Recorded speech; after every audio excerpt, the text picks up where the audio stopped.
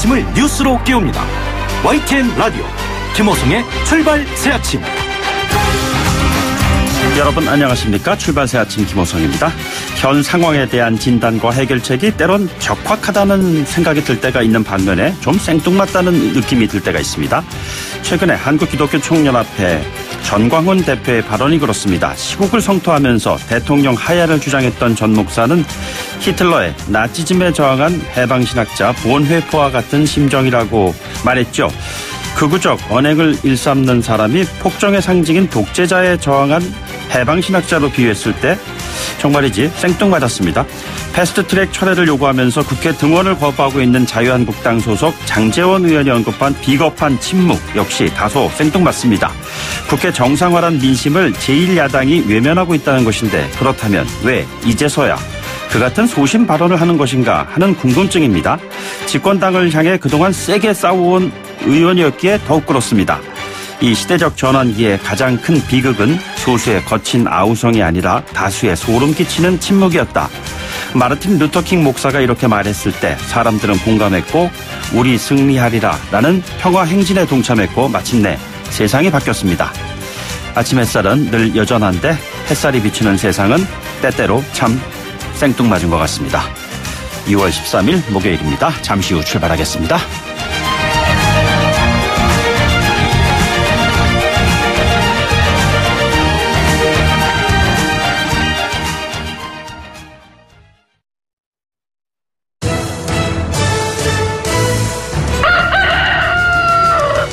꼭이요 꼭, 출근길 꼭 알아야 할 뉴스, 이종래 꼭 뉴스.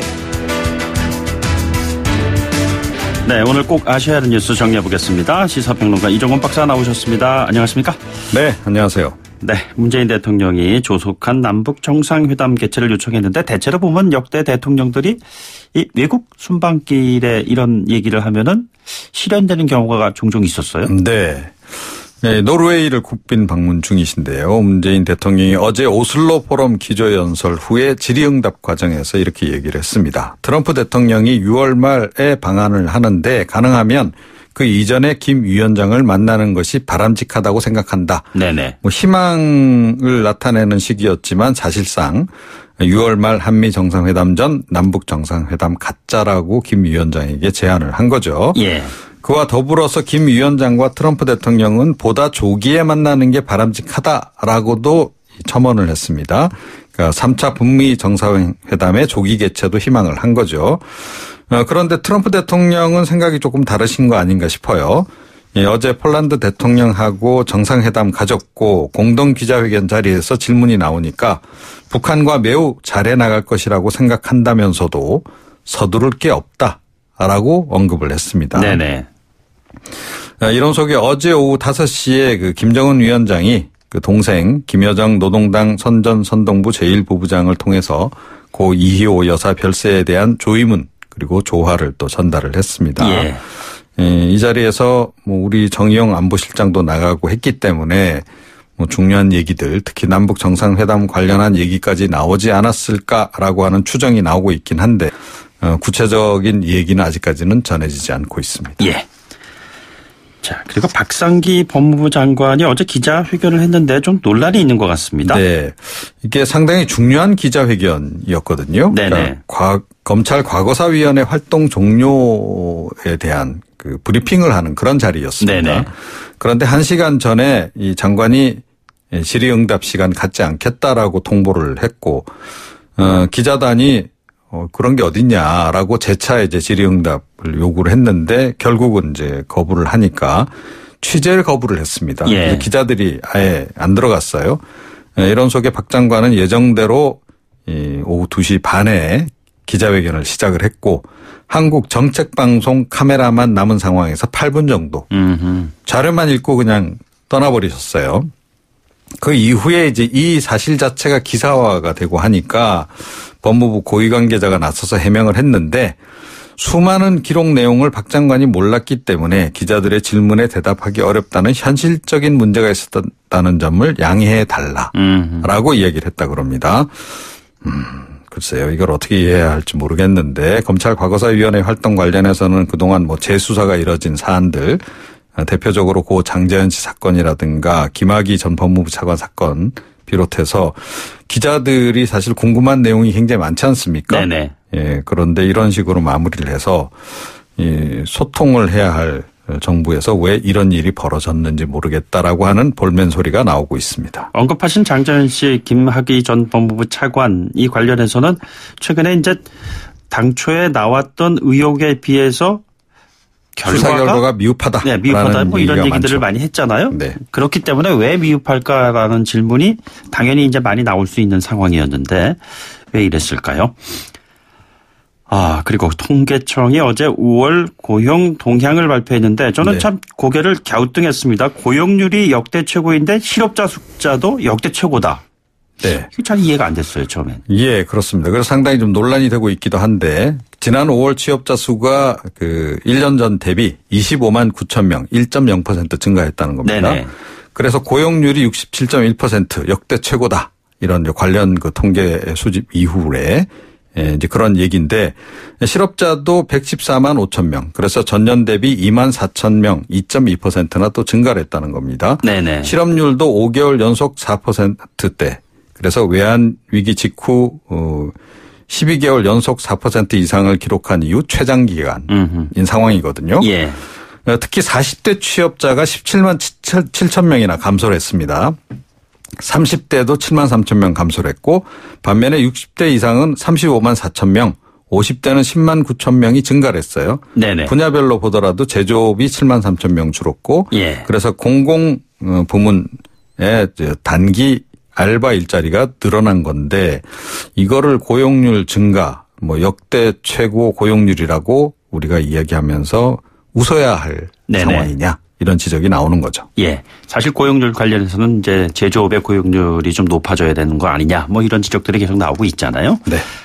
자, 헝가리 시신 추가 수습 상황은 어떻습니까? 예, 좀 인양이 완료되지 않았습니까? 네네. 허블레이니호. 그 이후에 이제 어제 추가로 시신 항구가 수습이 됐습니다. 지금 아시아계로 추정이 되고 지금 정밀 조사가 좀 진행되고 있어서 곧 확인이 될 것 같고 만약에 한국인 탑승객이면 실종자는 3명으로 줄어드는 거고요. 네네. 어제 우리 신속 대응팀이 선체 정밀 수색 작업 진행하려고 했는데 헝가리 당국이 만류를 해서 못 들어갔고 오늘 허락을 했답니다. 그래서 오늘 오전 9시부터 진입을 해서 추가 수색 작업을 진행할 예정입니다. 알겠습니다. 오늘 말씀 여기까지 듣겠습니다. 고맙습니다. 네. 이종원 시사평론가였습니다.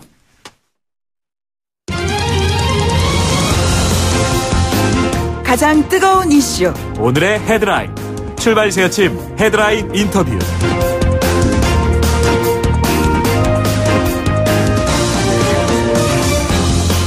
예, 패스트트랙으로 상정된 국회 파행이요 계속되고 있습니다. 추경안 계류되고 있는 기간이 벌써 50일째입니다. 인내의 시간이 모두 지났다. 세비 받기가 부끄럽다. 누가 얘기했을까요? 정의당 윤소아 원내대표가 조속한 국회 소집 요구하면서 무기한 국회 농성에 돌입을 했습니다. 이렇게 얘기한 것이죠. 직접 목소리를 한번 들어보도록 하겠습니다. 대표님 안녕하십니까? 네, 안녕하세요. 정의당 윤소아입니다. 이렇게 목소리가 이렇게 낮아지셨어요. 농성이 어떻게 단식 농성 하시는 거는? 아니요, 단식 농성 아니고요. 예. 계속 하루 종일 도텐더홀에서 농성하면서 소집 요구서 서명 네네. 접촉하고 있습니다. 글쎄요, 저는 대표님께서 단식 농성 하시면은 체력이 좀 뒷받침되시기 좀 어려우시지 않을까 이런 생각이 들어서요. 아니요, 체력은 튼튼한데요. 그렇습니까? 몸이 살이 없어서요. 그렇습니까? 네. 무기한 농성에 나설 수밖에 없었던 정의당의 입장 간략히 좀 정리 부탁드리겠습니다. 실제 부끄럽고 착잡하기도 했어요. 어제 하루 종일. 제가 주말마다 목포에 내려가는데요. 제일 많이 듣는 소리가 도대체 국회의원은 뭐 하는 사람들이냐. 네네. 이 말씀이에요. 국민 모두가 똑같은 말씀을 하시고 있다고 보고, 인내심이 이미 바닥에 나는, 아니요. 저는 폭발 직전이라고 이렇게 보는데. 네네. 제가 지난주 이제 소집 요구서를 각 의원실로 보냈고요. 예. 거기에 좀 75명을 채워야 되니까, 지금 독촉을 하고 호소하고 있는 거죠. 지금까지 몇 분이 서명을 하셨습니까? 실제 들어가기 전에는 한 30여 분 됐는데 어제 한 10분 넘게 서명해 주셨고 동참 의사를 밝혀주셨습니다. 한 네네. 40여 분으로 조금 아직 좀 멀었죠. 한국당 없이 여야 4당만으로도 국회를 소집해야 한다는 입장은 변함없으신 거죠? 네, 그렇습니다. 저는 자유한국당 기다릴 만큼 기다려줬고요. 네네. 중간중간에 명분을 갖고 돌 수 있는 기회도 있었다고 봐요. 예. 그런데 이제 이런저런 말도 안 되는 요구 조건을 걸면서 안 들어왔지 않습니까? 어제는 또 느닷없이 거의 합의할 것처럼 이야기하더니 또 정개특위 걸고 네네. 또 추경 관련해서 경제 실정 청문회를 또 덧붙였어요. 예, 이래가지고 되겠습니까? 결국은요 하지 않겠다는 이야기고 시간 끌기다 이렇게 봅니다. 그래서 소집 요구서를 지금 돌리고 있는 이유도 하나 있고요. 제발 문을 사당만이라도 해서 열자. 이렇게 하는 겁니다. 그런데 대표님 보면 어제 자유한국당의 장재현 의원 같은 경우도 민심 얘기하면서 이 같은 비겁한 침묵을 계속해서는 안 된다 하면서 제1야당 입장에서도 상당 부분 의원들은 국회 등원해야 된다라는 생각을 가지고 있구나 이런 생각을 들게 했습니다. 어떻게 보셨는지요? 제가 알기로도 상당히 자유한국당 내부에서도요. 의원분들 그러한 자중 질환이 일어나고 있어요. 왜냐하면 그분들 지역구 주민들이 곱게 보겠어요. 예. 그리고 저는 한국당 지도부 두 분한테 분명히 말씀드립니다. 이것은요 자승자박으로 자가당착으로 귀결될 것이다 이런 모습 계속하면 그 말씀 꼭 새겨들어야 된다 이렇게 생각합니다. 예, 방금 전에 경제 실정 관련된 언급도 하셨는데 한국당의 주장입니다. 요구고요. 자, 이 같은 경제 청문회 하자 이런 얘기들은 국회 등원과 관련해 가지고서는 어떻게 풀어 나가야 한다고 생각을 하고 계세요? 아니 청문회를 하든 무엇을 하든 간에 들어와서 하면 되잖아요. 네네. 그리고 추경과 관련해서도 추경 심사를 하다 보면 저희 정의당도 마찬가지예요. 네네. 이것은 좀 제대로 된 추경이 되기 위해서라도 6조 7천억이지만 거기에서 이것은 이렇게 써야 되고 정확히 하면 되는 거 아닙니까? 심사를 하면서 이야기를 해야 될 거 아니에요. 예. 근데 들어오지도 않으면서 계속 조건만 내는 것이 이게 상식적으로 이해가 됩니까? 예. 그래서 국회를 계속 보이콧하면서 자기들 당량만 생각하고 있는 거죠. 그러니까 지금 말씀하신 이야기는 사개특위라든가 정개특위 연장 관련해서도 똑같은 그런 네네 그렇습니다. 예, 생각이시군요. 그러니까. 네네.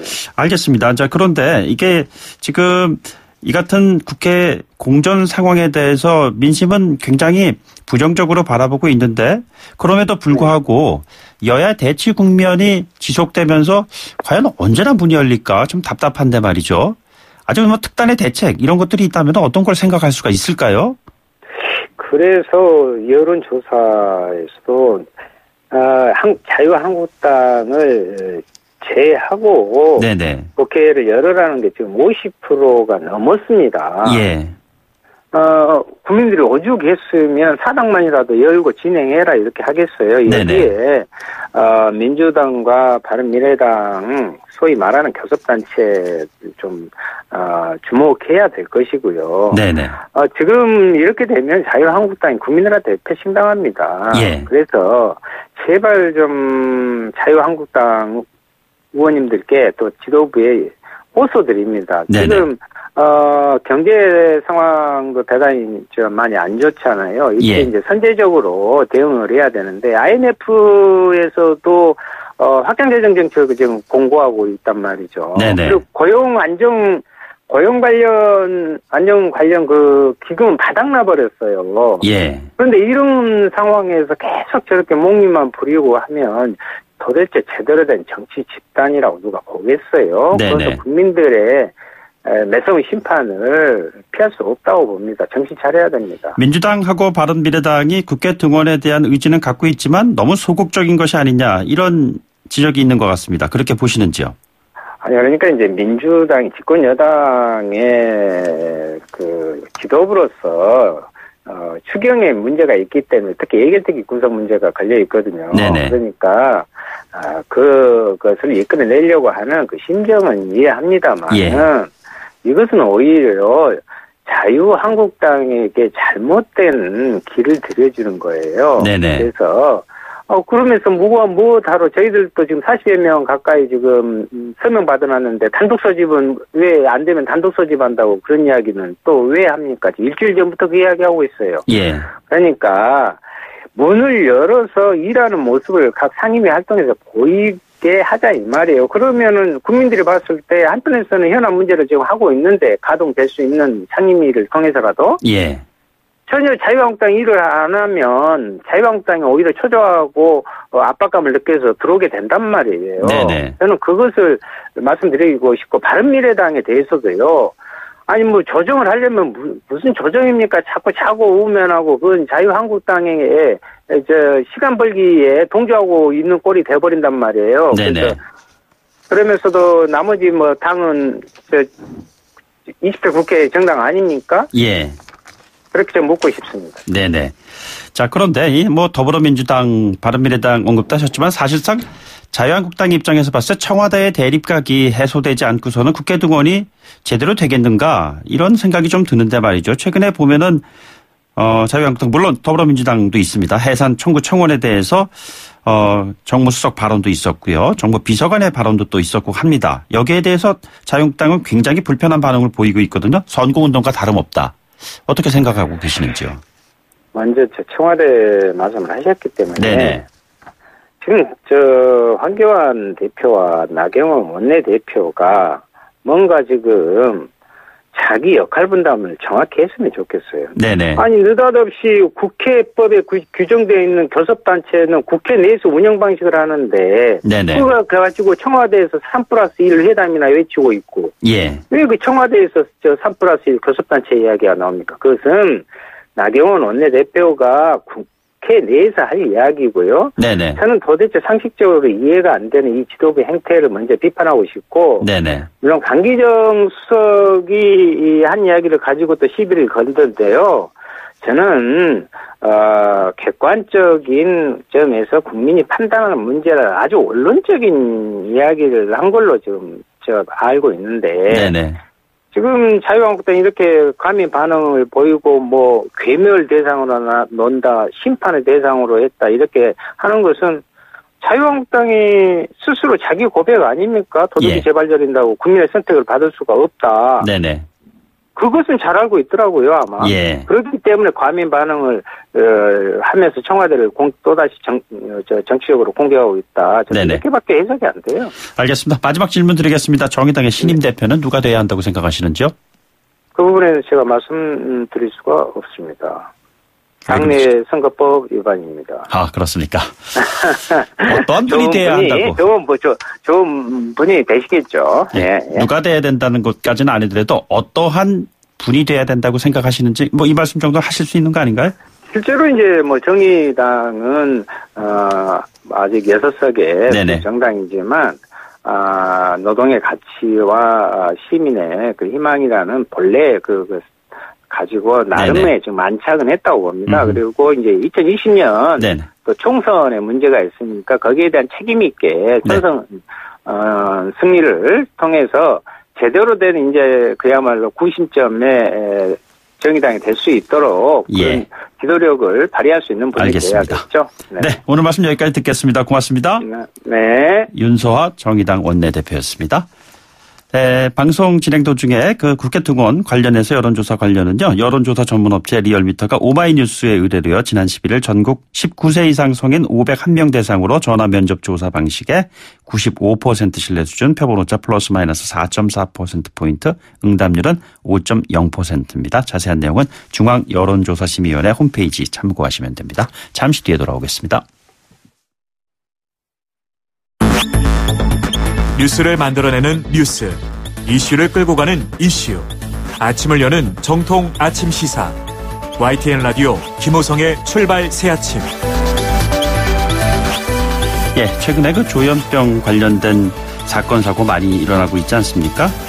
뭐 잠잠해지긴 했습니다만 우울증과 관련된 또 연관된 사건 사고는 뭐 끊이지 않고 있습니다. 관련해서 두 전문가를 모시고요. 저희들이 한번 시간을 준비하고 있습니다. 잠시 뒤 돌아오죠.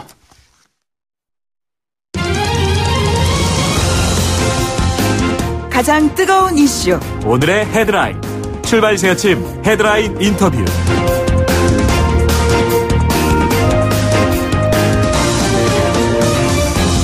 네, 요즘 우리 사회가 많이 좀 우울합니다. 왜냐하면은 우울한 일들이 많이 벌어지고 있으니까 그런 것 아니겠습니까? 그런데 이 우울하다는 것과 최근에 많이 사건 사고에서 언급되고 하는 그 조현병이라는 것, 이 차이가 분명히 있어요. 예를 들자면은 고속도로 역주행 사고, 경남 진주 아파트 방화 흉기 난동 사건, 서울 강서구 PC방 살인 사건 이런 것들, 이 사건들의 피의자에게서 조현병력이 밝혀졌지 않았습니까? 그래서 조현병에 대한 걱정과 우려 또는 한편에서는 과도한 경계와 의심 이런 증상이 나타나고 있는 것이죠. 저희는 조현병에 대한 논의가 필요한 시점이다라는 인식에 공감을 하고 오래전부터 이 부분에 대해서 한번 좀 집중적인 이야기를 나눠볼 필요가 있다라는 생각이 들었습니다. 오늘 두 전문가를 모셨습니다. 경희대 정신건강의학과 백종호 교수님 나오셨습니다. 어서 오세요. 네, 안녕하십니까. 그리고 공익인권법재단의 공감 염형국 변호사도 나오셨습니다. 어서 오십시오. 네, 안녕하세요. 백 교수님 먼저요. 그 우울증이라는 것과 조현병이라는 거를 청취자분들이 쉽게 이해하기 쉽게 좀 설명을 좀 부탁드리겠습니다. 네, 그 중증 정신질환이고 저희가 흔히 얘기하면 조현병, 조울증 그리고 심한 우울증을 얘기합니다. 네네. 이 경우가 이제 이게 망상이나 환청 같은 이 판단력의 저하가 있을 수 있는 게 특징인데 이 조현병 같은 경우는 이제 도파민 같은 신경 전달 물질의 이상 때문에 증상이 계속 변할 수 있고 그래서 꼭 지속적인 치료가 필요한 질환이고 우울증은 어떤 누구나 걸릴 수 있지만 특정한 시기에 우울했다가 또 그 기간이 지나면 또 정상으로 돌아오는 이런 점에서 가장 큰 차이가 있고 우울증은 기분 장애고 조현병은 이런 사고의 장애라는 게 차이점입니다. 네, 그래서 그냥 우울증이라는 것은 보편적인 증상인데도 불구하고 이것을 어떤 그 조현병이라고 연계를 시켜가지고서는 좀 과도한 해석을 하는 것은 우리가 좀 자제해야 되는 것이 아닐까 뭐 이런 생각이 좀 들어서요. 설명을 부탁을 드렸고요. 약 치료를 하면은 문제없이 완치가 될 수 있는 것인지요? 대개 조현병 환자분들이 굉장히 선량하고 사회활동을 하기가 어려워하기 때문에 고립되어 있는 게 문제인데요. 뭐 해외에도 여러 연구를 종합했을 때 치료받지 않는 경우에는 한 700명 중에 1명꼴로 이 강력범죄가 발생했는데 치료 이후에는 이게 10,000명에 1명 이하로 줄더라. 그래서 지속적인 지원과 관리가 되면 얼마든지 잘 지낼 수 있다 이렇게 보고되고 있습니다. 예, 그럼에도 불구하고 연 변호사님 최근에 벌어진 일련의 사건들 때문일까요? 이 조현병 환자에 대한 인식은 사회적으로 굉장히 좀 나빠지지 않았나 이런 또 생각이 듭니다. 예, 뭐 백 교수님 말씀대로 이제 지역사회에서 매우 이제 고립되어 있는 상태이고 지역사회 복지 체계가 전혀 거의 마련이 안 되어 있습니다. 네네. 그리고 거기에 더해서 그 강제 입원에 대한 트라우마도 굉장히 심해가지고 입원에 대한 거부감도 개인적으로는 굉장히 강하신 것 같고요. 네네. 그런 것들이 이제 악순환이 되다 보니까 이제 범죄로 뭐 자기를 이제 스스로 해하거나 이제 남을 해하거나 하는 그런 위험이 이제 현실화되는 그런 경향이 있고 네네. 그로 인해서 이제 국민들이 더 두려움에 빠지고 혐오를 하고 또 이제 통제와 치안으로 이어지는 악순환의 고리가 계속 연속되는 것 같습니다. 그 같은 분위기에서 환자 개인의 입장에서는 드러내기보다는 숨기려고 할 거 아니에요. 그럼 숨기려 하면은 문제 해결이 더욱더 어려워지지 않겠어요? 맞습니다. 사실 요즘 제 환자분 몇 분이 선생님 혹시 저도 살인자가 될 수 있는 건가요? 이렇게 질문하시는데 너무 마음이 아팠습니다. 근데 그렇지 않다. 지금 여태까지 누구도 뭐 해치려고 할 생각을 한 바도 없고. 네네. 근데 이런 환자분들이 이렇게 두려워할 정도로 본인이 요즘에 여러 사고가 있어서 참 마음이 아픈 일이 있었는데 이때 환자분들과 보호자들이 굉장히 이제 불안해합니다. 네네. 그리고 이걸 숨기게 되고 그래서 치료를 안 받게 되면 이게 더 위험해지는데 네네. 저희가 2017년에 이제 법이 개정되면서 정신건강복지법이 이제 준비가 안 된 상태에서 이제 탈수용화. 네. 입원해서 지역사회로 가게 될 때 준비가 없으면 이게 효과도 적을 텐데 또 이러다가 이제 지역사회에서 방치된 분에 의해서 사고가 발생하면 평기현은 또 악화되고 이게 악순환에 빠지지 않을까 굉장히 우려했었는데 요즘에 그런 안타까운 마음이 많이 드는 상황입니다. 그 연 변호사님 보시기에 국가적인 이 관리 시스템 이런 것들은 지금 우리가 제대로 갖춰져 있다고 보시는지요? 실은 이제 정신질환자, 정신장애인에 대해서는 두 가지 차원에서 이제 접근이 필요한데 하나는 이제 말씀하신 대로 치료나 보건의 관점이 이제 굉장히 중요하고 다른 한편으로는 이제 지역사회 장애인으로서 살아갈 수 있도록 이제 복지 지원이 이루어져야 되는데 이제 지역사회에 이제 내몰면서 복지 지원은 이루어지지 않으니까 이제 국가적 관리 시스템이 작동이 안 된 상황에서 계속해서 이제 이런 범죄 행위나 안타까운 일들이 발생하지 않을까 싶습니다. 예. 제가 어느 한 그 조사를 보니까 조현병이 10대 후반에서 20대 초반에 많이 발병한다고 하는데 교수님, 그 맞습니까?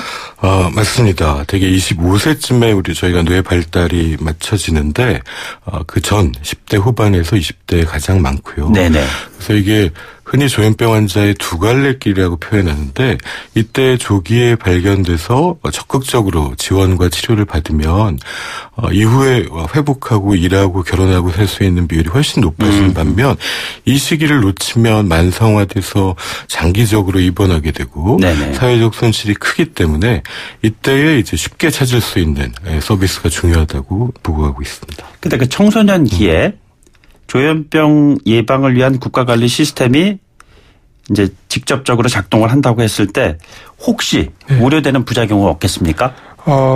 사실은 이제 정신질환자에 대해서 이제 많은 사회나 이제 의료계에서는 이제 의료 치료의 관점으로만 접근을 합니다.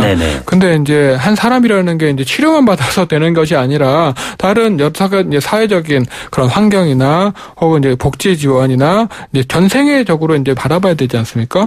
그런데 자칫 이제 그런 국가 관리 시스템이 의료 이제 보건의 관점으로만 작동이 되게 되면 통제를 하게 되고 이제 자의적으로 이제 입원 치료 안 하느라 그러면 강제로 이제 입원 치료하게 되고 그러면 이제 그 트라우마 때문에 더 이제 숨기게 되고 이런 악순환이 또 벌어지지 않을까 또 우려는 됩니다. 실제로 보니까 그 강제 입원 지금 언급을 하셨는데 OECD 평균보다 우리나라의 그 재원 기간이 한 6배나 높다고 그러는 통계가 있는데 맞습니까? 이제 교수님 말씀하신 대로 지난 2017년에 그 정신건강복지법이 전면 개정되면서 이제 강제 입원 비율이 한 70-80%에서 한 30-40%로 이제 낮아졌고 또 이제 재원 기간도 이제 예전에 이제 뭐 2000 이제 정신 요양 시설까지 합하면 300일이 넘었는데 그것도 이제 조금 낮아지는 추세이긴 합니다. 그렇지만 아직까지도 이제 OECD 국가에 비해서는 많이 좀 높은 상황이긴 합니다. 이제 강제 입원을 통한 치료냐 아니면 꾸준한 약물 복용을 통한 지속 가능한 치료냐 뭐 이런 부분에 대해서 어떠한 선택을 해야 될까요, 교수님? 저희가 이제 그동안은 중증 정신질환의 가족 책임제였다고 봐도 과언이 아닌 것 같습니다. 가족이 다 감당했는데 산업화되고 핵가족화되면서 이제 1인 가구가 제일 많은 가구고 감당이 안 되는 거거든요, 가족이. 그래서 이제 이건 서구에서도 7, 80년대부터 탈원화, 탈수용화가 진행되면서 정신건강을 국가 책임으로 가져가게 됩니다.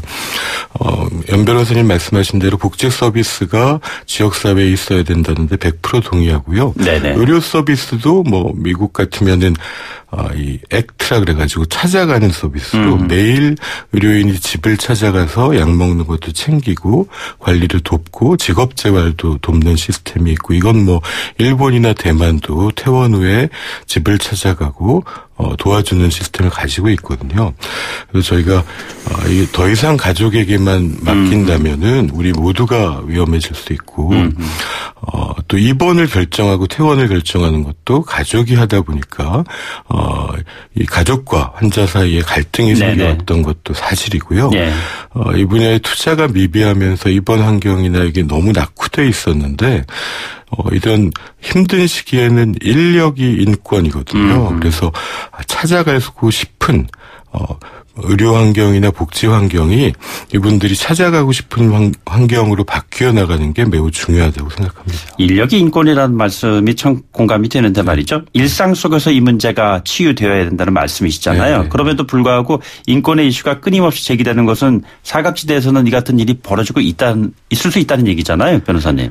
예, 실제로 그런 사각지대가 많이 발생을 하고 있고 지역사회에 이제 지역마다 정신건강복지센터가 말씀하신 그러한 지역에서 정신장애인을 돌보고 지원하는 역할을 해야 되는데 지금 인력이 부족한 상황에서 이제 모든 전 정신장애 영역과 또 이제 전 국민의 정신건강 관리까지 도맡아 하는 바람에 사실은 이것도 못하고 저것도 못하는 어려움에 처해 있다라고 보여집니다. 그래서 이제 저의 개인적인 견해는 이 정신건강복지센터를 조금 전면적으로 개편을 하고 이제 지금 위탁 운영이 되고 있거든요, 민간에. 그래서 이걸 공공체계가 이제 담당을 하고 또 이제 지금 이제 일상적인 그런 관리보다는 조금 더 이제 위기 상황에서 즉각적인 대응을 하는 시스템으로 좀 전환이 돼야 되지 않을까 이런 생각이 듭니다. 즉각적인 대응을 통한 이제 사고의 미연 방지인데 지난해 말에 저희가 참 안타까운 소식 접했었잖아요. 고 임세원 교수 관련해서 지금 백 교수님께서 뭐 의사자 지정 뭐 활동도 좀 하고 계시고 있는 것 같은데 어느 정도 지금 진전된 상황이신지요? 사실 고 임세원 교수가 그런 일이 발생했을 때 그 유가족 분들은 누구도 비난하지 않고 마음이 아픈 사람들이 편견과 차별 없이 쉽게 치료와 지원을 받을 수 있는 사회로 나가야 된다고 유지를 밝힌 바가 있습니다. 네네. 사실 그런 생명이 위협받는 상황에서도 동료 의료인의 안전을 먼저 살펴본 그런 책임감을 또 보여주기도 했기 때문에 저희가 의사자 심사를 통해서 지정이 돼서 이런 유가족들을 위로하고 저희가 또 추모하고 이를 통해서 저희가 좀 더 정신건강에 대한 관심을 가질 수 있는 기회가 되기를 기원하고 있습니다. 예, 변호사님 지금 저희가 사회적인 안전망을 통해서 조현병 환자들에 대한 보호, 더 나아가서 그를 둘러싼 피해의 여지를 줄여나가는 노력을 끊임없이 해야 될 것 같은데 우리 사회, 이웃 바라봐야 되는 어떤 시각 이런 것은 어떻게 가져야 한다고 보시는지요? 일단은 인식이 전환이 돼야 되는 것도 대단히 중요하지만 기본적으로 이제 정신장애인이 지역사회에 살 수 있는 환경을 마련하는 게 조금 더 급선무인 것 같습니다. 그 환경이라는 건 구체적으로 환경이라는 건 구체적으로 뭐 지역사회 이제 정신재활시설이 대단히 이제 부족한 상황이거든요. 정신재활시설을 조금 더 확충을 하고 또 이제 위기관리 시스템을 이제 지역사회에서 이제 마련을 하는 걸 통해서 사실 조현병 환자들이 숨기지 않고 자신의 이제 질병을 이제 치료받고 자발적으로 그것도 치료를 받을 수 있는 그런 여건이 조성이 돼야 이제 편견도 자연스럽게 조금 줄어들 수 있다라고 생각이 들고요. 또한 이제 우리나라 이제 보건 체계에서는 아무래도 약물 중심으로 조금 이제 보건이 운영이 되고 있는데 뭐 서구를 보면은 뭐 오픈 다이얼로그라든지 뭐 일본 같은 경우 당사자 동료 상담이라든지 이런 다양한 이제 그 치료 시스템이 이제 좀 갖춰지고 있습니다. 우리도 이제 약물 중심에서 조금 벗어나서 약물 플러스 다양한 접근 방식도 좀 도입이 될 필요가 있다라고 생각이 듭니다. 가장 가깝게 환자들과 만나고 계시는 백 교수님 입장에서 우리 사회가 기울여야 될 노력 어떤 게 있어야 될까요? 이 중증 정신질환에 대해서는 의료행위의 측면, 복지행위의 측면이 있으면서도 또 신체적 자유를 제한한다는 점에서 법적인 측면이 또 같이 볼 필요가 있습니다. 그래서 서구에서도 이런 이제 강제 입원과 관련된 거는 사회가 판사가 판단하거나 아니면 판사가 포함된 정신건강 심판원에서 결정함을 통해서 본인과 또 이 사회의 안전 그리고 때로는 치료와 인권이라는 두 가지 토끼를 다 잡을 수 있는 방향으로 나갈 필요가 있다고 생각됩니다. 모쪼록 사회적인 환경이 일상 속에서 좀 어려운 환경에 처해 있는 환자 개인, 그 환자와 연관되어 있는 가족들 이런 분들을 좀 좋게 좋은 해결책을 제시할 수 있는 그런 사회가 됐으면 좋겠습니다. 방송 중에요. 청취자분들의 의견이 좀 있었는데 1027님께서 이렇게 의견을 주셨네요. 임 교수님 의사자 지정 꼭 되어야 한다고 생각합니다. 고 임세원 교수님 말씀하시는 것 같아요. 저도 참여하고 싶어도 어떻게 하면 되나요? 저희가 지금 그 탄원서를 받고 있습니다. 예. 좀 한 3,000분 정도가 참여해 주셨는데, 지난주 금요일부터 시작했고요. 여러 기사 하단에 있는, 안내를 통해서 클릭하고 본인의 이름과, 연락처를 남기시면 탄원서에 동참해 주실 수 있습니다. 감사합니다. 네. 알겠습니다. 저희들이 관련된 이슈는, 나중에 또 다시 한번 준비를 하도록 하죠. 지금까지 백종우 정신건강의학과 전문의 그리고 염영국 변호사 두 분과 함께했습니다. 두 분 고맙습니다. 예, 고맙습니다.